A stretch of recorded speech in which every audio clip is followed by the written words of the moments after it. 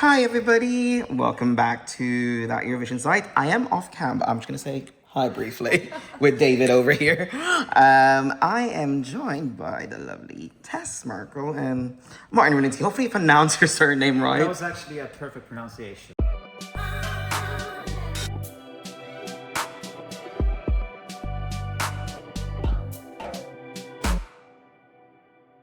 How are you both doing? Fantastic.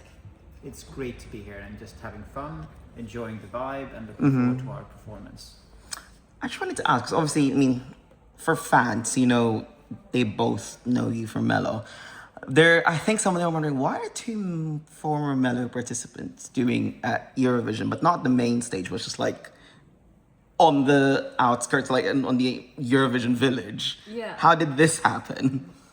Well, first of all, we are big fans of Eurovision. It doesn't matter where we are, if it's outskirts or on the stage, we're just fans of Eurovision. Of course, we want to be in the epicenter of Eurovision. And epicenter right now is Vienna. That's why we're here. So, a plus, like a bonus, we wanted to come here to share our love to the family of Eurovision. That's why we released the song. And we just thought that the platform to do so is in this center with along the family. So that's why we ended up here. We've been working for a while together because we found that we're fans of each other's music. We come from the same musical background, so we started working on a live concept where we put together our catalogs and had great fun. And then we felt that we needed to take the next step because we loved making music, which became this. And then we thought, okay, what is something that this song feels a part of and that we want to pay tribute to, which is the Eurovision. And that's how Let There Be Love came about. And it's also co-written with a Eurovision legend, namely Thomas Gesson, the writer of Lorenz, both winners. So that's we wanted to do a meta song that's not within the competition but is about the competition. And I was going to say, so both of you, combined, you do have that massive experience. How is it to work together, knowing, okay, Martin's got something from BWO, Tess from Alcazar. How is it you were able to build that rapport into, meshing together and build that flow? First of all, it is a privilege to work with Tess. Not only in terms of her ability as an artist, as a producer, but also with the catalog that she brings to the table alongside with the catalog that I'm able to bring to the table, because it's spun out of the same, it's created from the same family, which is why we work so well together. So we're fortunate enough to have a catalog on stage that is relatively comprehensible.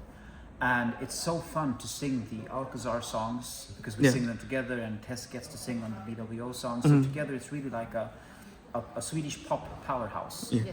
And we complete each other. Not sound too pretentious. You complete me. What is this? I think it's Tom Cruise. Yeah. Right? Yeah. Yes. Not that, but Martin is very structured and loves to do sheets and knows shitloads about signing and. I'm the project manager, the architect. And I don't even have a computer. I see colors, I see pictures, I see, I hear music.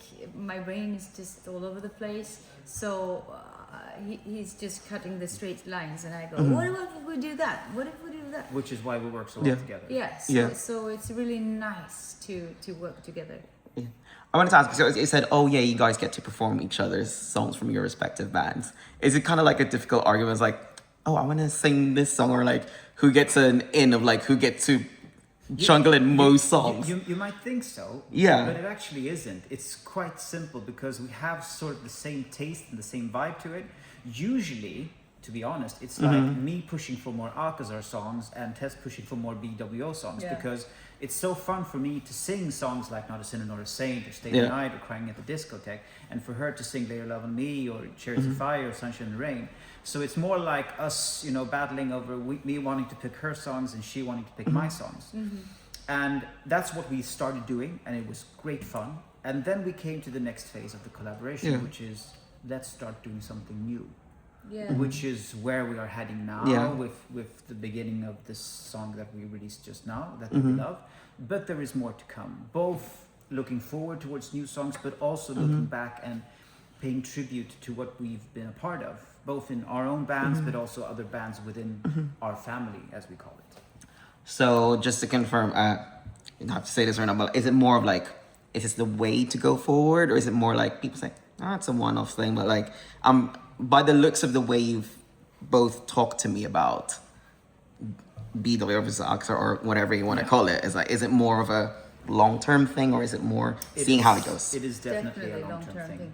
And we are not going to stress about, we have to do this, we have to be relevant. It has to come from the place in your heart. When that happens, it's always magic. So in this world of just being relevant, it's impossible if you don't do it with your full heart and full focus. And I love to stand on stage with Martin because we have one thing in common. We're competitive people. Like, we want to every single day want to be better, want to develop ourselves, want to try to, not for anyone else's sake, just for us to be on your toes, to how do you do this? How can we develop that thing? How can you be better? And how can I be better? How can we lift each other? And we are not people that think that it's me, myself, and I. We don't believe in that. It's the togetherness that is the power forward in this, especially in momentum, that people are so, it's me. It's not me, it's us. And that's the full force house power of this project. I mean, looking at us, it might be very difficult to believe that we are actually not in our 20s anymore. So we've come to the part of our careers where we are actually having much more fun than we've ever had before. I mean, Tess had a blast with Alcazar and I with BWO, but it's more about where we are in our lives. Meaning that we can actually do things from a different place in our lives where we really want to do this. We know why we're doing it. We know why we're standing on stage. And when we're on stage, we're not just being there to sing our song, but we want to actually connect with the audience in a way I know you can't do when you're in your 20s, or at least I couldn't. So that is a part of it. And the other part of it is also, why are we writing the type of music that we're doing? Because we're in the studio all the time and we have more songs coming about.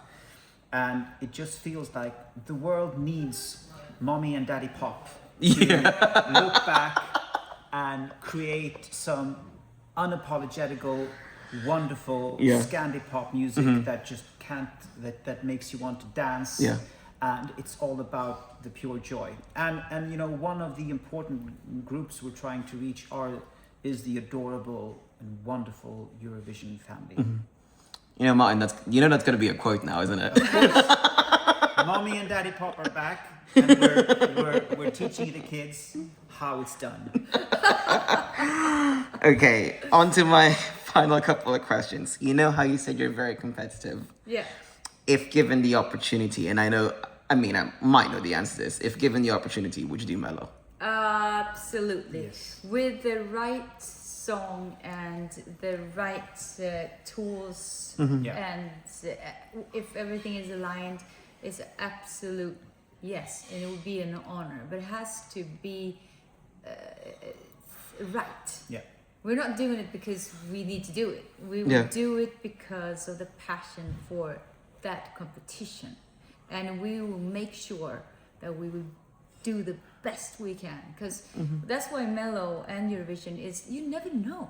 It's just a flavor of the day. Some people like this, some people like that. They might think, what are these two oldies doing? Go home, grandpa and grandma. But some people might like it, and as long as we love it. I mean, collectively, I think we've taken part in the competition like 32 times. So from that perspective, we've really learned what is important if you want to take part in it when it feels right and when it doesn't feel right. So the song needs to be good. Not just the song, but the type of song and the whole number, the performance. So we know that all of these things need to match. But if they do, I don't think there's anyone I'd rather stand on stage with than Tess. That'd be fantastic. So, of course. All right. And finally, obviously, I know that you've been doing this for some time. What is the long-term goal for you guys to, out of this thing that you do? To have fun. To have fun, because Yeah. when you're in this phase in your life, and even though you're 19 or you're 85 or 36, you don't know what's gonna happen in life. Yeah. You can be hit by a car tomorrow. Who the fuck cares?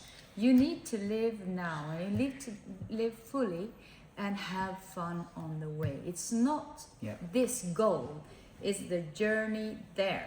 That is the thing that we focus Yeah. on. And the journey right now is to do step by step. Like Yeah. with the compass, what we And want. if I can continue on the little serious note here, because I think it's kind of important towards where the music industry is going. Yeah. So being where we are right now in the stages of our lives, we're not interested in participating in the merry-go-round, which is the music industry, where you have to, pardon my French, shit out a song every second hour and just think about where you are on the charts. We don't care about that. What we care about is creating songs that matter something to us, and we want And to for the connect with fans. our fans and with the audience that likes our music, and that they would like to see us on stage so we can perform for them.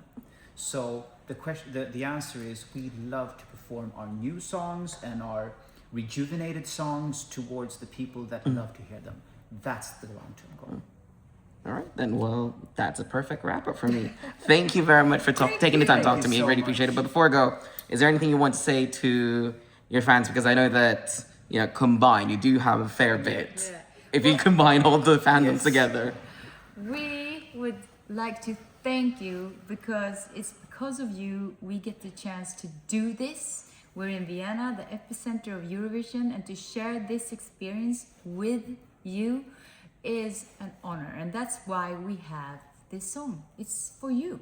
Just have fun with it. And Yes. keep on being you. And thanks for being our Eurovision family. And the love that you've given us has made me realize that this is what we want to do and what I want to do. So from the bottom of my heart, thank you for all the support, and we are so much looking forward to providing you with new, amazing pop music, and hopefully standing on a stage somewhere near you very soon. Thank you. Thank you very much, guys.